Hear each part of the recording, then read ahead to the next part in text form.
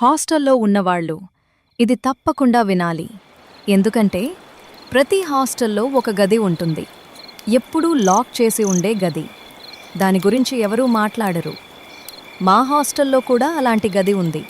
3వ floor, corridor చివర, room number 36. ఇది నా ఇంజనీరింగ్ మొదటి సంవత్సరంలో జరిగింది. మా రూమ్ తట్టేనోగదు. అంటే ఆ మూసేసిన గదికి పక్కది కాదు, దాని పక్కది. మధ్యలో 35 ఉంది. అది కూడా ఖాళీ. అదే నాకప్పుడు అర్థం కాలేదు. కరెంటు కోసం కొట్టుకునే హాస్టల్లో 2 గదులు ఎందుకు ఖాళీగా ఉంచుతారు అని. మొదటి వారమంతా బాగానే ఉంది. కొత్త ఫ్రెండ్స్, క్లాసులు, రాత్రిపూట కబుర్లు. 2వ వారం మొదటిసారి విన్నాను. రాత్రి సరిగ్గా 3 గంటల 10 నిమిషాలకి 3 దెబ్బలు గోడ మీద, మెల్లగా కానీ స్పష్టంగా. టక్ టక్ టక్. నేననుకున్నా పక్క రూమ్ అమ్మాయిలు ఏదో చేస్తున్నారని. కానీ గుర్తొచ్చింది, పక్క రూమ్ ఖాళీ. మా రూమ్మేట్ కూడా విన్నది. ఇద్దరం మాట్లాడకుండా ఒకరి మొహాలు ఒకరు చూసుకున్నాం. ఆ రాత్రి నిద్రపోలేదు. తెల్లారి మా సీనియర్ అక్కనడిగాం. ఆమె మొహం మారిపోయింది. మమ్మల్ని మెస్ వెనక్కి తీసుకెళ్ళి గొంతు తగ్గించి చెప్పింది, ఆ శబ్దం వినిపిస్తే పట్టించుకోకండి.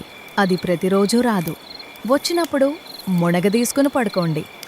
ఒకవేళ ఆగకపోతే గోడ మీద ఒక్కసారి కొట్టండి. ఒక్కసారే, అది ఆగిపోతుంది.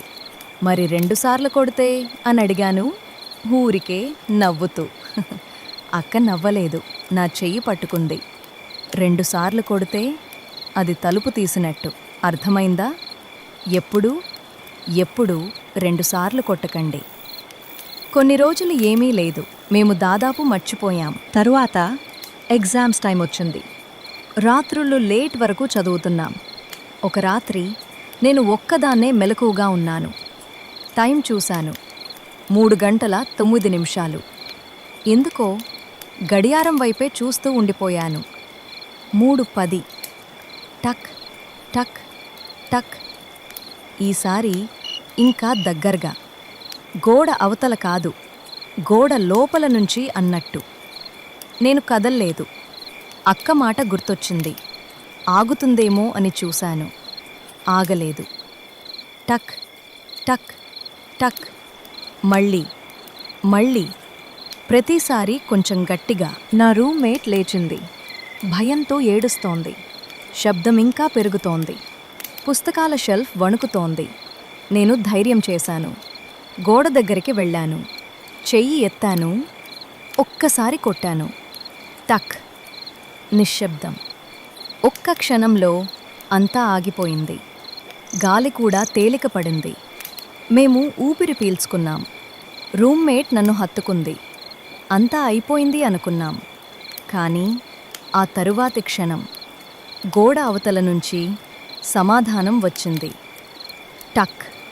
ఒక్కసారే. అచ్చం నేను కొట్టినట్టే.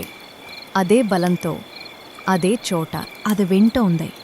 ఇన్ని రోజులు అది మమ్మల్నే వింటోంది. మర్నాడే మేము రూమ్ మార్చమని అప్లికేషన్ పెట్టాం.